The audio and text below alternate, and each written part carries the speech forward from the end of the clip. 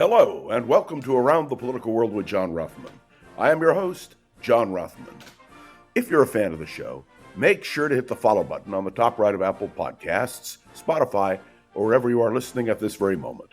When you hit follow, leave a review or share an episode with a friend. It helps other people discover the show, keeps us going. As I like to remind you each and every day, it expands our base. I don't want to be over-dramatic, but I want you to know that today is one of the most important days in the history of our republic.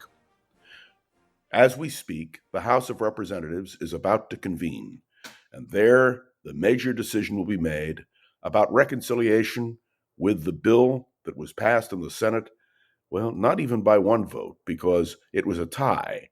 J.D. Vance broke the tie, and so Donald Trump's great, big, beautiful bill, controversial as it is, has now passed the Senate. What will the House Republicans do? And please note, I am not speaking about House Democrats. I'm speaking about House Republicans. If enough House Republicans peel off, this bill will die. But I want you to understand, Lisa Murkowski, Senator from Alaska, with carve-outs granted to her, even though she has repeated, even after the vote, what a terrible bill this is, voted for the Senate version of the bill.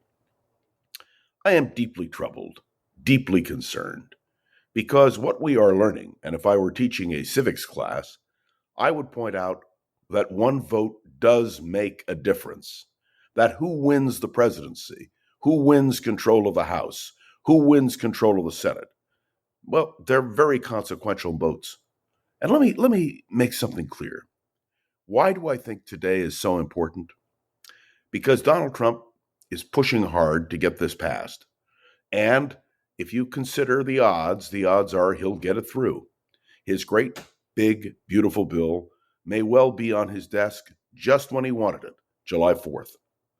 Not since Franklin D. Roosevelt and the 100 days of his administration, the first 100 days, have we seen a president achieve legislative goals so completely, so profoundly as Donald Trump. Am I comparing Franklin Roosevelt to Donald Trump? Some would say Roosevelt ranks as one of the great presidents. Certainly, every historical version of polls of historians will tell you he's in the top three: Lincoln, Washington, Roosevelt, in no particular order. How will Donald Trump rate? Because if Donald Trump is able to achieve this bill, he essentially will have reshaped American politics. Make no mistake, this is a consequential day. And as on this July 2nd, we approach July 4th, the nation's independence, we must understand and think, what would our founders have thought if they were able to look down or look up, depending? What would they have thought about where we are today? I must tell you that I always remember the words of Lyndon Johnson. Come, let us reason together. Took it straight from the Bible. Although Johnson forced through legislation, he worked carefully with Republicans, including the then Republican leader Everett McKinley Dirksen of Illinois, to make sure that there was some consensus, some sense of control, some sense of, well, the ability to bring about a reconciliation. We have not seen that with Donald Trump. We have not seen that with the Republicans in the House and Senate. They seem determined, regardless of the pros and cons of a bill, to give Donald Trump exactly what he wants. I took some criticism the other day by saying on this podcast that Donald Trump was the most successful president that this country has had since Franklin Roosevelt, legislatively, and in terms of implementing policy, and in terms of using presidential authority. If this so-called great, big, beautiful bill passes, Donald Trump and the Republicans will have their agenda. It'll be clear, it'll be precise, it'll be defined. And for generations to come, the nature of what happens today in Congress will define the Republican Party. Will there be enough defectors in the House? Will those Republicans who are angry about the accelerating national debt, who are upset about the closing of rural hospitals, who are upset about the whole approach of Donald Trump and his administration. Will it matter?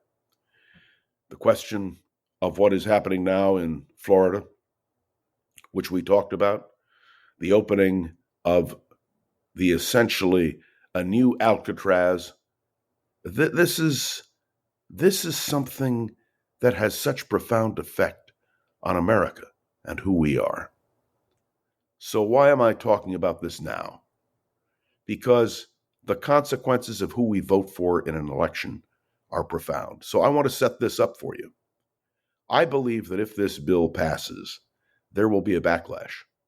I think it will result in a Democratic avalanche in November of next year. I think the Democrats will retake the House and Senate. I believe that, there will be a terrible blow to the Republican Party and most assuredly to Donald Trump. Now, I could be wrong. The American people could embrace what the Republicans are doing. And in that case, we are going to have a fascinating political dynamic.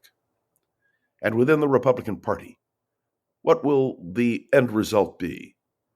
Obedience to Donald Trump has made the Republican Party feel that it is, in power. But more than that, as Donald Trump Jr. said on the ellipse in January 6th during the insurrection, this is no longer the Republican Party. It is the party of Donald Trump.